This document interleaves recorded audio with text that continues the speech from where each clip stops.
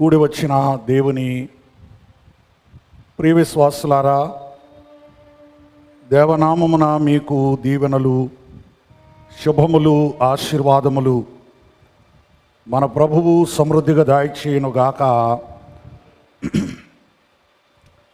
నిర్గమకాండము చివరి భాగములోనికి మనం వచ్చి ఉన్నాము. దేవాలయమును గూర్చి దేవుడు ప్రకటించిన అంశములు, దేవుడు బయలుపరిచినటువంటి విషయములు, వాటి యొక్క నెరవేర్పు ఈ అధ్యాయములో మనకు ప్రధానంగా కనబడుతూ ఉంటుంది. ఈ దినము మొదటి వాక్యమును వచనాన్ని మనం చూస్తే,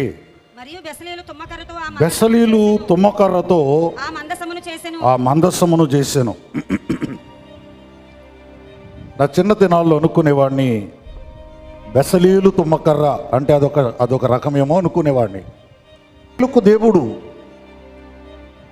ఏమైతే తయారు చేయాలి అని బయలుపరిచారో వాటిని ఆయన ఒక్కొక్కటిగా ఎక్కడైతే దేవుడు మొదలుపెట్టాడో అక్కడే ఈయన కూడా మొదలుపెట్టాడు, చేసెను. ఇలారా మొదటగా చేయబడినటువంటి వస్తువు మందసము. దీనికి ఒక ప్రధానమైన కారణం నేను అనుకుంటాను. దేవుని బిడ్డ మందసమును చేసెను. ఎన్నో మార్లు మందసాన్ని గురించి మనం వింటూ ఉంటాం. మందసము అనగా పెట్టె, దాని అర్థము తెలుగులో పెట్టె. ఇదొక చెక్క పెట్టె అని అర్థం వస్తుంది. మందసానికి ఇంగ్లీష్ వారు పెట్టుకున్నటువంటి పేరు వీలారా ఆర్క్, ఏఆర్కే, ఆర్క్. ఆర్క్ అనగా మరి ఒక వాడ కూడా ఆర్కే, నోవాస్ ఆర్క్. ఆర్క్ అంటే ఎందుకు ఆ వాడకు ఆర్క్ అనేటువంటి పేరు పెట్టారు అంటే, దేవుని బిడ్డ అనేకమైన వాటికి అందులో చోటు ఉంది. అలాగే మందసములో కూడా అనేకమైన వాటికి చోటు ఉంది. ఇవాళ మందసం చేస్తే 10 ఆజ్ఞలు అది రిటర్న్గా పెడతారేమో. మన్నాను ఎక్కడి నుండి తెస్తారు? అహరోను యొక్క కర్రను ఎక్కడి నుండి తెస్తారు? ఇప్పుడు అవి తేలేరు కనుక ఇప్పుడున్న మందసంలో ఒకవేళ శాంపిల్కి పెడితే పెట్టచ్చు, ఒట్టి బంగారు పాత్ర పెట్టి దేవుడే చూసుకుంటాడు అని అనుకోవచ్చు, లేక వరేదైనా చేయచ్చు. ప్రియులారా, ఆనాడు అరణ్యములో ఉన్నారు కనుక వారు దేవుడు చెప్పిన రీతిగా ఇవన్నీ కూడా మందసములో పెట్టగలిగారు. మందసము అనేది యూదులకు దేవుడిచ్చినటువంటి ఒక భాగ్యము, ఆలయానికి దేవుడిచ్చిన ఒక భాగ్యము. ఇంత ప్రధానమైనటువంటి వస్తువు కదా, ఇంత ముఖ్యమైనటువంటి వస్తువు కదా.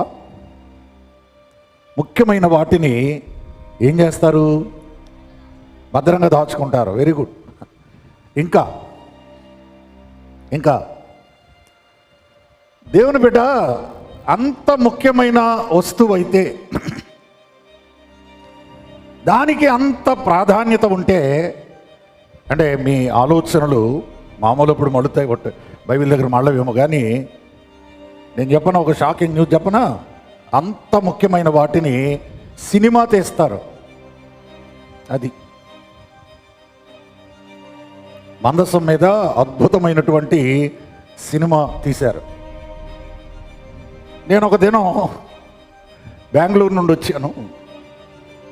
మా నాన్నగారు నేను బండి మీద తిరుగుతున్నాం, గుడి నుండి ఇంటి నుండి ఇక్కడికి. అప్పుడు డబల్ రోడ్డు కదా, సింగిల్ రోడ్డు. ఆ స్తంభాలకు వాల్ పోస్టులు అంటించున్నాయి. నేను అన్నాను, ఒకసారి బండి ఆపండి, మీకు ఒకటి చూపిస్తాను అన్నాను. సరే మీరు ఎప్పుడేమో అడగను కనుక ఆయన ఆపారు, బండి ఆపారు. ఏంటి అన్నారు. ఈ వాల్ పోస్ట్ దగ్గరికి రండి అన్నారు. వచ్చారు. అదొకసారి చూడండి. ఏంటబ్బాయి, ఇదే మందస్సము. ఈ సినిమా మందస్సమే తీశారు. వీళ్ళరా దాని పేరు ఇంగ్లీష్లో ఉంటుంది riders of the last arc. Riders of the last arc. అది ఎవడు తీసినోడు? Indiana Jones. మళ్ళా మామూలు తీసినోడు కాదు అది. అది ఆ కాలంలో ఏంటి, ఈ కాలంలో ఏంటి? మందసమే.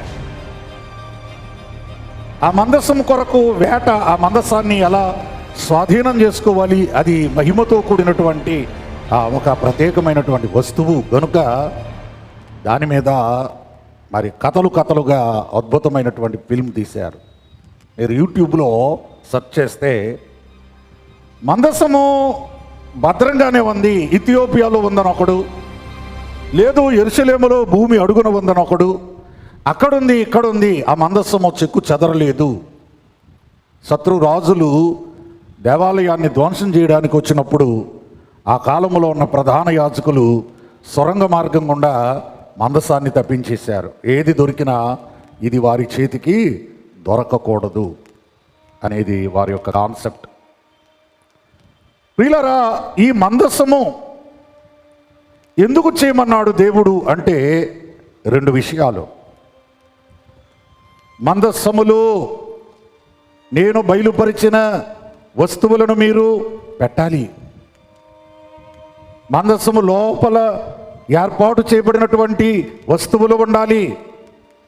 మందస్సము పైన నేను ఉంటాను.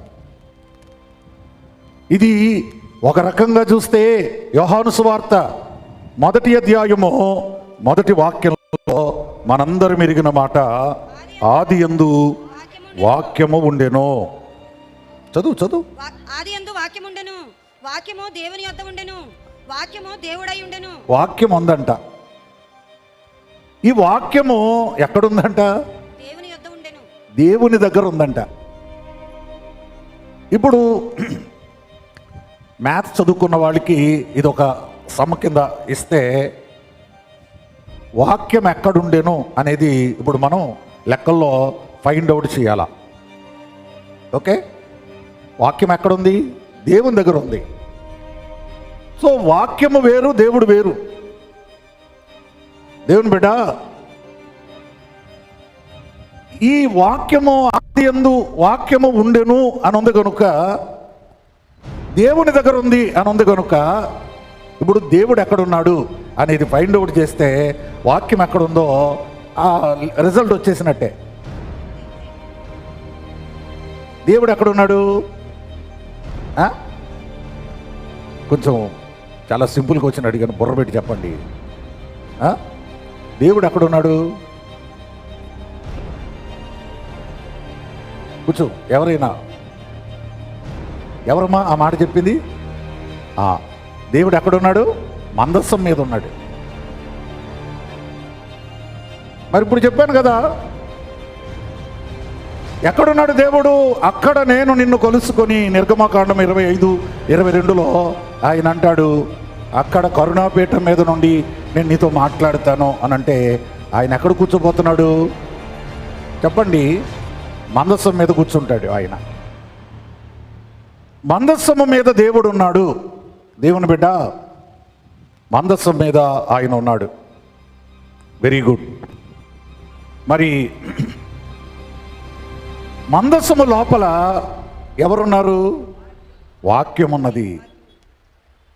మందస్సము లోపల 10 ఆజ్ఞలు కలిగిన, చెప్పండి, 10 ఆజ్ఞలు కలిగిన పలకలు ఉన్నవి. ప్రియులారా, చాలా సింపుల్. ఆదియందు వాక్యం ఉండెను, వాక్యము దేవుని దగ్గర ఉండెను. లోపల వాక్యం ఉంది, పైన దేవుడు ఉన్నాడు. వీరిద్దరూ దూరంగా లేరు. వీరిద్దరు ఒక చోటే ఉన్నారు, విడివిడిగా లేరు, కలిసే ఉన్నారు, ఒకే పెట్టె మీద ఉన్నారు, పెట్టె లోపల ఉన్నారు. Very good. దేవుని ఉద్దేశం ఏంటంటే మందస్సము దేవాలయంలో ఉండాలి. మందస్సము ప్రధానమైనటువంటి స్థలములో ఉండాలి. ఇక్కడ మందసము లోపల వాక్యము ఉన్నది కనుక, మందసం మీద దేవుడు ఉన్నాడు కనుక, మందసము అనగా దేవుడు. రాసుకో. మొదటి సమూయేలు గ్రంథం 4వ అధ్యాయమును తెరిస్తే, ఇశ్రాయేలీలు యుద్ధ భూమిలోనికి మందసాన్ని తీసుకుని వెళ్ళారు. ఈ మందసము యుద్ధ భూమిలోనికి రాగానే ఫిలిష్తీయులు కేకలు పెట్టి అరుస్తూ ఉన్నారు. ఏమంటున్నారు వారు? ఇదిగో వారి దేవుడు. అమ్మా, వారు దేవుడు దండులోనికి వచ్చెను. ఎప్పుడు అంటున్నారు? 5వ వచనంలో దేవుని నిబంధన మందసము దండులోనికి రాగా ప్రతిధ్వనించునంత గొప్ప కేకలు వేసిరి.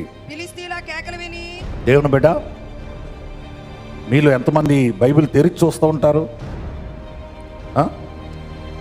ఇప్పుడు మోషే ఉపవాసాలు ముగింపులోకి వచ్చాం. ముగింపులో ఏదైనా ఒక చిన్న కార్యక్రమం చేయాలి అని ఆలోచన, తలంపు. సో అందు గురించి అడుగుతున్నాను అనమాట. మీ అందరికీ సాటర్డే ఒక పోటీ పెట్టబోతున్నాను నేను. పోటీలో ఎవరైనా పాల్గొనవచ్చు. సో అది ప్రార్థన అయ్యాక చెప్తా పోటీ ఏంటో. దానికి మసలు పడాలి కదండి, అంటే పేరుగా వాక్యం. అది ప్రశ్నల పోటీ కాదు, పోటీ కాదు, ఆటల పోటీ అలాంటిది అనుకో. ఆడవాళ్ళకైనా మగవాళ్ళు కూడా పాల్గొంటారు. మరి మగవాళ్ళు ఎక్కువ మంది లేరు. ఓకే, చూద్దాం. దేవుని బిడ్డ, సరే వాక్యం అయ్యాక అడగండి, నేను చెప్తాను పోటీ ఏంటో. మందసము దండులోనికి రాగానే వారందరూ కూడా ఇశ్రాయేలీలు ఇక జయం వచ్చేసింది, దేవుడు వచ్చేసాడు అని వారు గట్టి గట్టిగా అరుస్తూ ఉన్నారట. అప్పుడు ఈ కేకలు విని ఫిలిష్తీయులు ఏమంటున్నారు? ఎవరు దండు? హెబ్రీయుల దండు ఈ కేకలు పెడుతున్నారే, ఇది ఏమిటి అని అడగ్గా, యెహోవా నిబంధన మందసము దండులోనికి వచ్చినని తెలుసుకొని జడిసి దేవుడు దండులోనికి వచ్చినని అనుకొని. ఇప్పుడు మందసం వస్తే ఎవరు దండులోనికి వచ్చినట్టు? దేవుడు. ఎప్పుడు గుర్తుపెట్టుకుని జీవితంలో మందసం అనగా దేవుడు, అదే లెక్క. మందసం దగ్గరకు వెళుతున్నావనంటే దేవుని దగ్గరికి వెళ్తున్నాం. మందసం మీద కూర్చుంటారు అంటే దేవుడు కూర్చుంటాడు. ఒక రాజుగారు కుర్చీ ఉంది, రాజసింహాసనం. రాజు కూర్చున్నా కూర్చోకపోయినా అది రాజుదే, ఇంకొకడు కూర్చోడు. అర్థమైందా? మనం పార్లమెంట్ చూస్తాం, స్పీకర్ కూర్చునే కుర్చీ ఉంటుంది. ఇవాళ స్పీకర్ గారు రాలేదని ఇంకొకటి వెళ్ళి కూర్చోడు అక్కడ. దేవుని సింహాసనము దేవునిదే. దేవుడు ఆసీనుడై ఉండే ఆ వస్తువు, ఆ పెట్టే దేవుని బిడ్డ. 2 భావాలు నేను చెప్తాను. మందసం అనగా ఒకటి దేవుడు. ఇప్పుడు మన మూలవాక్యం ప్రకారంగా మందసము అనగా మందసములో ఏమున్నది? వాక్యం ఉన్నది. దేవుడు అన్నాడు, నేను తర్వాత వచ్చి కూర్చుంటాను, కానీ ముందు మందసం తయారు చేయగానే ముందు ఈ వాక్యాన్ని తీసుకెళ్ళి మందసంలో పెట్టు అన్నాడు. నేను నీకిచ్చు శాసనములు కలిగినటువంటి ఆ 2 రాతి పలకలను నీవు అందులో ఉంచవలెను. హెబ్రీ పత్రిక 9వ అధ్యాయమునందు పౌలు భక్తుడు మందసాన్ని గూర్చి, మందిరాన్ని గూర్చి ఆయన మాట్లాడుచు ఒకసారి 8-10 చూడండి. హెబ్రీ పత్రికలో ఒకసారి చూడండి. ఎవరు తెరవలేదా?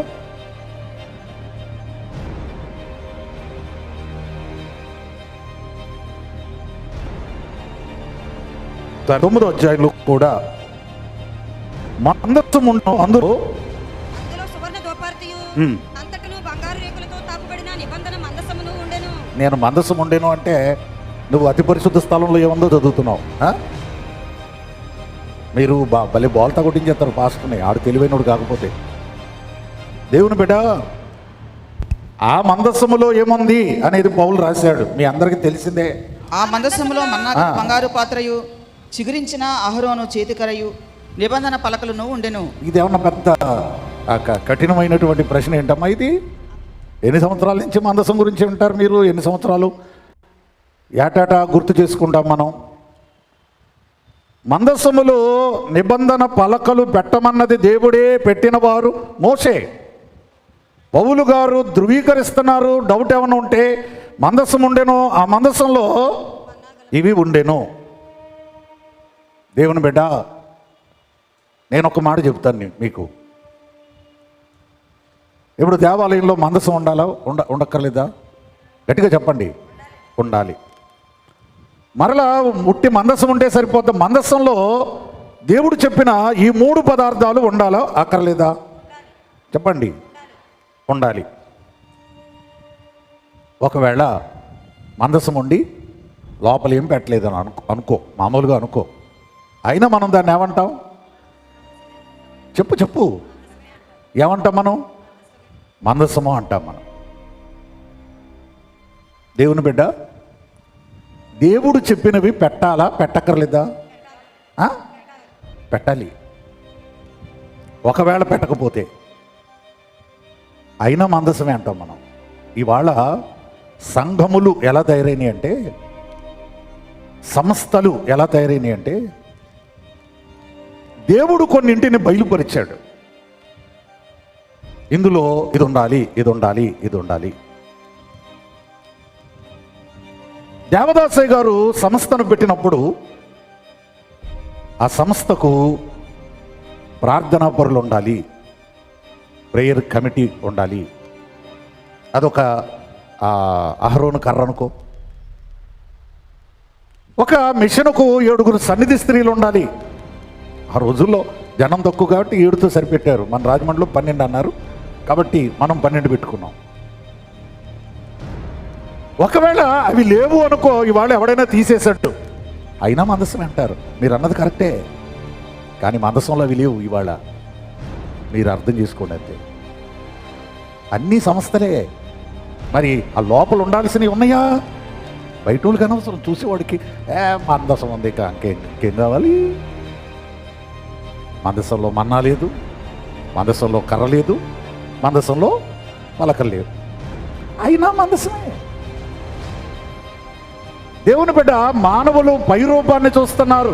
ఒకవేళ మందిరం కట్టి 1000 సంవత్సరాలు అయింది కదా, పౌలు గారు ఏమైనా మారుస్తాడా అని మీరు చూస్తే, ఈ హెబ్రీ పత్రికలో మందసం ఉండెను, మందసంలో ఈ వస్తువులు ఉండెను అని రాస్తున్నాడు ఆయన. ఉన్నాయా? అందుకే ఒక సంస్థ అంటే చిన్న పెద్ద అన్నది కాదు, మందసం చిన్నదా పెద్దదా అన్నది కాదు, అందులో ఉండాల్సినవి ఉన్నాయా లేవా? ఓకే. సో కొన్ని మెయింటైన్ చేయడం చాలా కష్టం. ఈ రోజుల్లో 21 గంట పాస్టర్ని తెల్లబట్టలు వేయించి ఇక్కడ కూర్చోబెట్టి, నేను కూర్చుని కింద కుర్చీల మీద కాదు, 21 గంట ప్రార్థన చేయించడం అని అంటే, ఫస్ట్ ఆ పెట్టినోడు కూర్చోవాలా అంటే నేను కూర్చోవాలా కింద. ఇవాళ కూర్చోవడం ఎవరికిష్టం? 1 గంట కూర్చోలేరు. కానీ దైవజనుడు పెట్టాడు గనుక ప్రతి ఏడాది ప్రసవ వేదన ప్రార్థన నేను జరిగిస్తూ ఉంటాను. మందసములో ఇవన్నీ ఉండాలి అని పెట్టినవాడు దేవుడు. నువ్వు పై మందసం చూడకు, మందసం లోపల ఉండాల్సినవి ఉన్నాయా? అప్పుడే ఆ మందసానికి విలువ, అప్పుడే ఆ మందసాన్ని దేవుడు వాడుకుంటాడు. దేవుని బిడ్డ, మనం ముందుకు చూద్దాం. ఈ మందసము మరి 1 సమూయేలు 4వ అధ్యాయమునందు యుద్ధ భూమిలోనికి తేబడినటువంటి మందసము పట్టబడింది. ఆ విజయం దొరుకుతుంది అని వారు అనుకుంటే, విజయం బదులు వారికి అపజయం దక్కింది. దెబ్బకు మందసాన్ని పోగొట్టుకున్నారు. ఈ మందసము పోగానే వారందరూ కూడా మరి గాబరా పడిపోయారు. అందరూ కూడా భయపడిపోయారు. మొట్టమొదట దేవుని మందస్సము పట్టబడెను. మరి 12 వచనంలో ఒకడు యుద్ధ భూమి నుండి పరుగెత్తి వచ్చి చిరిగిపోయిన బట్టలతోను తల మీద ధూళి పోసుకొని, షిలోహులో ప్రసిద్ధను. ఎందుకంటే మందిరం శిలోహులో ఉంది, మేము వెళ్ళాము అక్కడికి, ఆ కొండల మధ్య. మరి ఏలీ యాజకులుగా ఉన్నారు. ఈ ఏలీ గారు ఎప్పుడైతే మందసము పట్టబడినది అని ఆ మాట విన్నారో 18వ వచనంలో దేవుని మందస్సము అను మాట అతడు పలుకగానే ఏలీ ద్వారము దగ్గరనున్న పీఠము మీద నుండి వెనుకకు పడి మెడ విరిగి చనిపోయాను. ప్రియులారా, అదే సమయంలో ఏలీ యొక్క కోడలు ఈవిడ్ని మెచ్చుకోవాలా. అవన్నీ మా మాంగారు పనులు, అవన్నీ మా భర్తలు చూసుకునేటువంటి పనులు, ఈ మందసాలతోనూ ఈ బలులతోనూ మాకేంటి పని? ఇలాంటి మెంటాలిటీ లేదు. ఏలీ కుమారులు అంత భక్తులు కాకపోయినా వారి భార్యలు పద్ధతిగానే ఉన్నారు. ఎప్పుడైతే దేవుని మందసము పట్టబడెను అని విన్నదో ఆమె బిడ్డను ప్రసవించి వాడికి ఈకాబోదు అను పేరు పెట్టి చనిపోయెను. ఆ మాటకు ప్రభావము పోయెను. సో రెండవదిగా మందసము అనగా ప్రభావము. మూడవదిగా ఇది. మొదట మందసం అంటే దేవుడు, మందసం అంటే వాక్యము, మందసం అంటే ప్రభావము. మూడవదిగా దేవుని బిడ్డ. ఇప్పుడు ఇశ్రాయేలుకి ఏమి లేకుండా పోయింది? చెప్పండి, గట్టిగా గట్టిగా గట్టిగా చెప్పండి. మందసం లేకుండా పోయింది. మీ పాఠమే మందసం. ఇవాళ మందసం లేకుండా పోయింది అంటే దేవుడు లేకుండా, వాక్యం లేకుండా, ప్రభావం లేకుండా అయిపోయారు. మరి అమ్మ, ప్రభావం అంటే మీకు ఎంతమందికి అర్థమవుద్దో నాకు తెలీదు. ప్రభావము. ఒక రోగి ప్రభువును ముట్టుకుంటే ఏమన్నాడు ఆయన? ఎలా తెలిసిందండి? చాలామంది రోగుల్ని బాగు చేస్తారు కదా, ఎలా తెలిసిందండి? ఇది మీకు కాదు కదా. చాలామంది, నేను కించపరిచి మాట్లాడడం లేదు, ఏ దైవజనుడిని తక్కువ చేసి నేను మాట్లాడలా, నేను గొప్ప ఉండని చెప్పట్లా. కానీ ఇది కొంతమందికే, అనుభవం కలిగిన వాడికే తెలుసు. ఎంత మేము అరిచి గింజుకున్నా మీకు అర్థం కాదంతే. ఒక 2 రోగుల్ని నిలబెట్టి ప్రార్థన చేస్తాను కదా, వారిలోనికి దేవుడు ప్రభావం పంపిస్తాడు. నేను అక్కడ మాట కూడా పలుకుతాను. ప్రభావంతోనే రోగులను దేవుడు దేంతో బాగు చేస్తాడు? రోగులను ప్రభావము చే బాగు చేసి పంపినావు.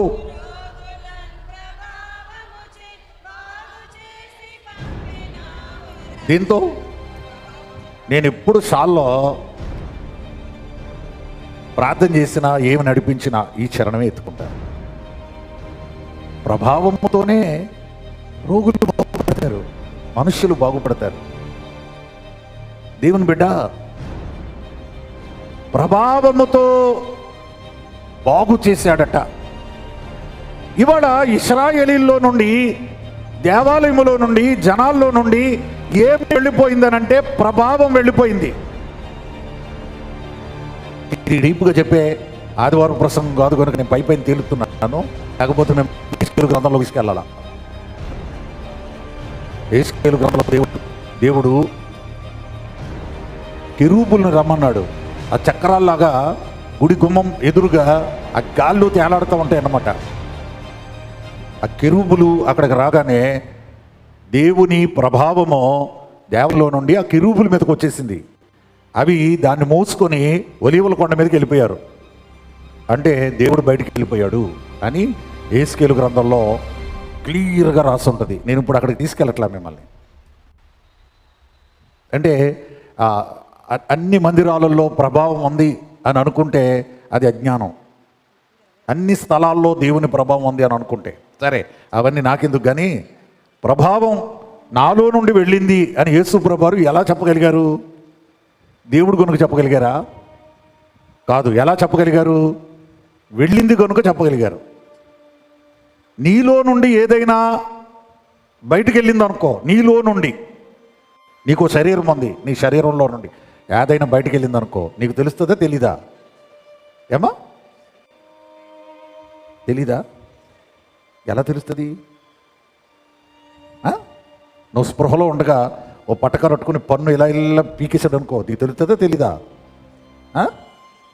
నీలో నుండి ఒక పన్ను బయటికి వెళ్ళిపోయింది, దానికి మొత్తం ఎవరు అనుకుంటాను? సో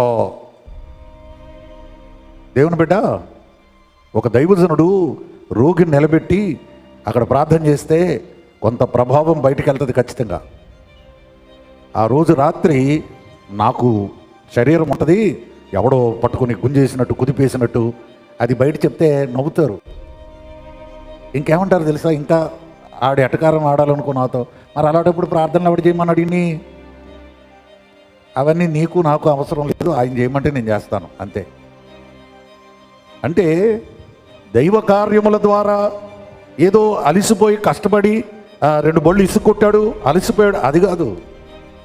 దైవికంగా కూడా అలసట అనేది ఉంటుంది, బలహీనత అనేది ఉంటుంది. నేనేదో గొప్పగౌరవం చెప్పట్లా, ఇది అనుభవించినోడు ఒక్కడికే తెలుసు, ఇంకెవడో తెలీదు. దేవుని బిడ్డ, ప్రభావము వెడలిపోయెను అంటే ఇశ్రాయేలు జనులు ఏమైపోయారు? ప్రభావము లేని వారయ్యారు. ఇశ్రాయేలీల మందిరం ఏమైపోయిందంటే ప్రభావము లేని మందిరం, వాక్యము లేని మందిరం, దేవుడు లేని మందిరం అయిపోయారు. ఇప్పుడు మందిరంలో ఏమీ లేదు వారికి. తిన్నగా చెప్పండి, మందిరంలో ఏముండాలి? ఏమి లేదు, మందసం లేదు. మరి మందసము లేకపోతే దేవుడు ఎక్కడ కూర్చుంటాడు? దేవుడు ఎక్కడి నుండి మాట్లాడతాడు? దేవుడు ఎలాగా కార్యములు చేస్తాడు? ఒక్కసారి ఇప్పుడైనా ఆలోచించవా? నేను ఈ వాక్యం క్రిస్మస్లో చెప్తూ ఉంటాను, మీకు ఆ మూడు వేరే, అది ఎక్కదు మీకు ఆ టైంలో, చాలామందికి ఎక్కదు. అందుకే మంచి మంచి పాయింట్లు క్రిస్మస్లో చెప్పడం మానేసాం. ఎందుకంటే ఆ రోజు అందరూ అయ్యేంటే ఈడేదో చెప్తున్నాడు అని అనుకుంటారు తప్ప ఆ ఎవడ ప్రోగ్రాంలో వాడు ఉంటాడు. దేవుని బిడ్డ, క్రిస్మస్లో ఏం చెప్తాను తెలుసా? అక్కడ తొట్టి పెట్టి అన్నీ బాగానే పెడతారు, అందులో ప్రభు ఒకడే ఉండడు. ప్రభు ఉండడు, తొట్లు బాగానే ఉంటాయి. ప్రభువు లేని తొట్టే అవసరమా నీకు? చెప్పండి చెప్పండి. మామూలుగా ప్రభువు లేని తొట్టే. ఇప్పుడు బెత్లెహేములో ఎన్నో పశువుల తొట్లు ఉండొచ్చు కాక, అయితే అన్ని తొట్లలోనూ యేసుప్రభు ఉన్నాడా? చెప్పండి, లేడు, ఒక తొట్టులోనే ఉన్నాడు. ఇవాళ చాలామంది తొట్టులు తయారు చేసి పెట్టెలు తయారు చేసి బాగా పెడుతున్నారు, అందులో ప్రభు ఉన్నాడా? లేదు. మరి లేనప్పుడు ఎందుకంటే ప్రభువు లేకపోయినా పర్వాలేదు, మాకు పెట్టి ఉండాలా, మాకు తొట్టు ఉండాలా. దేవుని బిడ్డ, సరే ముగిద్దాం. మరి దేవాలయంలో దేవుడు కూర్చునే చోటు, నివసించే చోటు, మాట్లాడే చోటు ఇప్పుడు అది లేకుండా పోయింది. ఇప్పుడు దేవుడు ఎక్కడ కూర్చోవాలి? దేవుడు ఎక్కడ కూర్చోవాలి? మీరు తిన్నగా చెప్పలేదు అనుకో, ఫస్ట్ లైన్ వాళ్ళు తిన్నగా చెప్పలేనుకో, రేపొద్దున మీ కుర్చీలో వేరే వాళ్ళని కూర్చోబెట్టి అప్పుడు మేము ఎక్కడ కూర్చోవాలి అని అడుగుతావు కదా. అదే అడుగుతున్నాను నేను, దేవుడు ఎక్కడ కూర్చోవాలి చెప్పండి. ఇప్పుడు మందసం పోయింది, వాళ్ళని ఓడించి తెచ్చుకునే అంత కెపాసిటీ ఇశ్రాయేలుకి ఆ కాలంలో లేదు. వీళ్ళకి రాజు లేడు, మందసం పోయి పాస్టర్ గారు కూడా ముసలాయన పెద్ద అయిన ఉన్నాడు, తెచ్చిపోయి వాళ్ళ తిరిగి పెట్టుకునే శక్తి సామర్థ్యాలు ఈ ప్రజలకు లేకుండా పోయాయి. ఇప్పుడు మసం ఎలాగా? బట్ ఇశ్రాయేలుకి ఒక కెపాసిటీ ఉంది, నేను చెప్తాను అండి. ఒక కొత్త మందసం చేసేద్దామా అని అంటే 3 రోజులు చేసేయగలరు. మందసాన్ని చేయగలరా చేయలేరా? మనసు పెట్టి వినండి. మీరందరూ అయితే అమ్మగారి దగ్గరికి వెళ్ళి అదేకి ఎందుకంటే ఇప్పుడు పూనుకున్నారంటే వడ్రం మీద కర్రలన్నీ ఉన్నాయి, 3 చేస్తాడు. కావాలంటే 10 మందిని ఎట్టి చేయించేయండి బాబు. చాలా ఈజీ కదా? ఈజీయే కదా? Very easy. బట్ మనసాన్ని చేయిస్తావు. మరి అలకలు ఎక్కడి నుంచి తీసుకొస్తావు? మన్నా పాత్ర ఎక్కడిని తీసుకొస్తావు? వాళ్ళు ఏమైనా తెంగరోళ్ళు అనుకుంటున్నావా? ఎందుకు చేయలేదు మందసం? ఇప్పుడు అహరోను కర్ర ఎక్కడిని తీసుకొస్తావు? కొంతమంది బోడి సలహాలు బాగానే ఇస్తారు, అది పోతే ఇది జయించేయండి, ఇది పోతే అది జయించేయండి. ఓకే, నేను అప్పుడు మిమ్మల్ని అడుగును, ఆవిడని అడుగుతాను, అందరూ ఇలా చేయించమంటున్నారంటే మరి ఇప్పుడు మన్నా ఎక్కడి నుంచి తీసుకొస్తావు? దేవుడు రాసిచ్చిన ఆజ్ఞలు ఎక్కడిని తీసుకొస్తావు? చిగురించిన కర్ర ఎక్కడిని తీసుకొస్తావు? ఏదైనా చేసేటప్పుడు అక్కడ తింగర శరైలు లేరమ్మా, తెలివైన శరైల్లో ఉన్నారు. అందుకని మందసం పోగొట్టుకున్న వారు ఏం చేయలేదు? చెప్పాలా? ఏం చేయలేదు? వేరే మందసాన్ని చేయలేదు. సరే, ఇప్పుడు కొత్త మందసాన్ని చేయలేదు, పాత మందసం పోగొట్టేసుకున్నారు. ఇప్పుడు దేవుడు అక్కడ కూర్చోవాలి, దేవుడు ఎలా మాట్లాడాలి? ఇప్పుడు నా డౌట్లు తీర్చాలి మీరు. ఈ వాక్యం ఒక అనుభవం కలిగిన పాస్టర్లకు చెప్తే వాళ్ళు చితకరాసేస్తారనమాట నోట్స్, వాళ్ళకు ఉంటుంది ఇంట్రెస్ట్. ఇప్పుడు దేవుడు అక్కడ కూర్చోవాలి అమ్మా? ఎందుకు కూర్చుంటాడు? ఎందుకు కూర్చోవాలి? మనుష్యులు మందసాన్ని చేయలేదు, కానీ దేవుని బిడ్డ దేవుడే ఒక కొత్త మందసాన్ని చేసుకున్నాడు. అది దేవుడే ఒక కొత్త మందసాన్ని తయారు చేసుకున్నాడు. అది నాన్న దేవుని బిడ్డ, దేవుడు కూర్చోక మానడు, దేవుడు మాట్లాడక మానడు, దేవుడు తన కార్యములు చెయ్యక మానడు.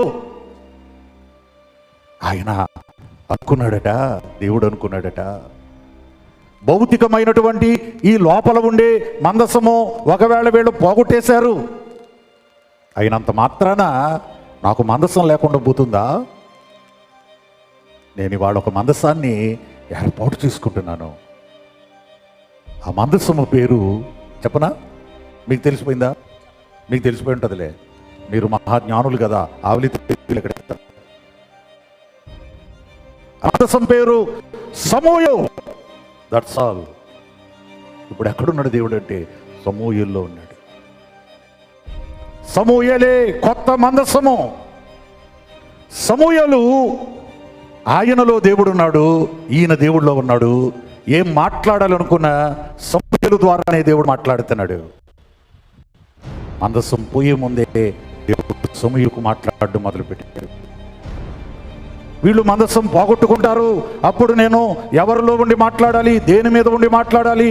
అందుకే సమూయేలుకు దేవుడు దీర్ఘాయుష్యునిచ్చి, దేవుని బిడ్డ, ఆ సమూయేలును ఆనాటి నుండి ఒక మందసముగా ఆయన వాడుకున్నాడు. దావీదు గారు వచ్చారు సమూయేలు టైంలోనే. ఇక సమూయేలు టైం అయిపోయింది. సమూయేలు వృద్ధుడైపోయాడు, బహుకాలం వచ్చినటువంటి వృద్ధుడైపోయాడు. రాజులు వచ్చేశారు. ఒక రాజు రావడం పోవడం కూడా జరిగిపోయింది. దావీదు ఏమన్నాడు తెలుసా? మనము వెళ్ళి మందసమును తెచ్చదము. ఆయన ఏమంటాడంటే, రాజైన సౌలు దినాలలో ఆ మందసము తేబడలేదు, మనం వెళ్ళి ఆ మందసాన్ని తెద్దాం. ఇప్పుడు దేవుడు ఎందుకు ఆ ప్రేరేపణ కలిగించాడంటే, ఇక సమూయేలు కూడా వెళ్ళిపోబోతున్నాడు. సమూయేలు వెళ్ళేలోగా ఆ మందిరంలోనికి ఏమి తిరిగి రావాలి? మరలా మందసం రావాలి. దేవుని బిడ్డ, ఎప్పుడైతే దేవుడు ఆ సమూయేలును, అయ్యా మీరు ఇంక చాలు, రాజును పెడదాం అని జనులు అన్నారో, ఆయన బాధపడ్డాడు. వాళ్ళు మందసాన్ని వద్దనుకుంటున్నారయ్యా, సరే అందాక సౌలును పెట్టు, ఇంకొంచెం ఆగుంటే డైరెక్ట్ దావీదు వచ్చేవాడు. సరే, దావీదుని దేవుడు ఏర్పాటు చేసుకున్న తరువాత దావీదును ప్రేరేపించి ఆయన మందసాన్ని తెప్పించుకున్నాడు. కొన్ని రావాలంటే కొందరు రావాలి. అతను రాజు అయినంత మాత్రాన అంగు ఆర్భాటం, ఎత్తు, అందం, బ్యాక్గ్రౌండు, ధనవంతుడట, భాగ్యవంతుడట. నీ భాగ్యం ఏమన్నా మందసాన్ని తెచ్చింది ఇక్కడికి? నీ భాగ్యం ఆ సౌలు వంటి సుందరుడు మరొకడు లేడు. నీ సుందరత్వం, నీ అందం ఏమైనా తెచ్చిపెట్టిందా ఇక్కడికి? లేదు. కానీ దైవజ్ఞుడైనటువంటి దావీదు ఏం బ్యాక్గ్రౌండు? చాలా ఆర్డినరీ బ్యాక్గ్రౌండ్. ఇవాళ జనం బ్యాక్గ్రౌండే చూస్తారు. ఆయనైతే కోటీశ్వరుడు అండి, ఈయనైతే ధనవంతుడండి, ఆయనైతే అందగాడండి, ఈయనైతే ఇదండి. మరి వాడు ఎందుకు తేలకపోయాడు? ఆ సౌలు గారు ఎందుకు తేలకపోయాడు ఆ మందసాన్ని? నువ్వు చాలా ధనవంతుడు కదా, భాగ్యవంతుడు అని 9వ అధ్యాయం 1 సమూయేలు గ్రంథంలో రాస్తుంది కదా. మీ భాగ్యం ఎందుకు తేలకపోయింది ఇక్కడికి? భాగ్యం వేరు, భక్తి వేరు. అందచందాలు వేరు, దైవ కార్యాలు వేరు. దావీదు గొర్రెలు మేపుకుంటున్నాడు, సామాన్యమైనటువంటి కుటుంబం. దేవుని పని చేయడానికి సామాన్యుడా, ధనవంతుడా, అందగాడా, అందవిహీనుడా, ఇవన్నీ దేవుడు చూడ్డు. అర్హుడిని దేవుడు చూసుకుంటాడు. అర్హత ఉందా? సరే, నేను వాడుకుంటాను. దేవుని బిడ్డ, సమూయేలు వెళ్ళేలోగా మరలా మందస్సము ప్రతిష్ఠింపబడినది. సమూయేలు నెమ్మది కలిగి ఆయన నిద్రించాడండి. సమూయేలే మందస్సము. సమూయేలును దేవుడు ఎలా వాడుకున్నాడంటే దేవాలయములో ఒక వస్తువుగా వాడుకున్నాడు. Any doubt? చీటికి మాటికి మోసే మందసం దగ్గరికి వెళ్తే దేవుడు ఎలా మాట్లాడేవాడు? సమూయేలుతో దేవుడు అలా మాట్లాడేవాడు. అక్కడ నేను నిన్ను కలుసుకొని కరుణాపీఠం మీద నుండి నేను నీతో మాట్లాడతాను. అలా మాట్లాడాడు సమూయేలుతో దేవుని బిడ్డ. మందస్సము చరిత్ర చాలా గొప్పది. అటువంటి మందస్సాన్ని వెసలీలు దేవుడు చెప్పినట్టు తుమ్మకర్రతో తయారు చేయించి దానికి దేవుడు చెప్పినట్టుగా బంగారమును ఒదిగించాడు. ప్రభువుకు మహిమ.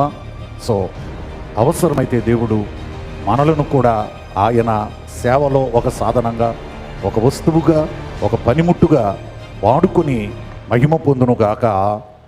ఆమేన్.